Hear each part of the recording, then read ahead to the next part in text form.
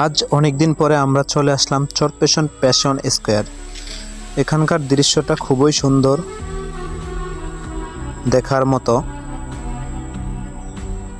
তারপর চলে আসলাম বিসমিল্লাহ কাচ্চি ডাইন। আমরা কাচ্চি অর্ডার করলাম, তারপর দুজন মিলে খাওয়া শুরু করলাম।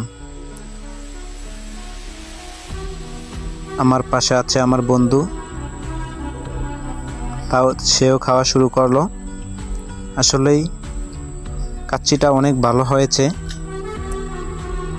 তারপর খাওয়া শেষ করলাম আমরা। তারপর হাত ধোয়া শুরু করলাম।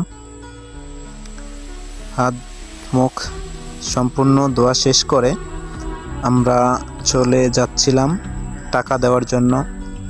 টাকা দিয়ে তারপর আমরা চলে আসলাম। আসলে এই জিনিসটা অনেক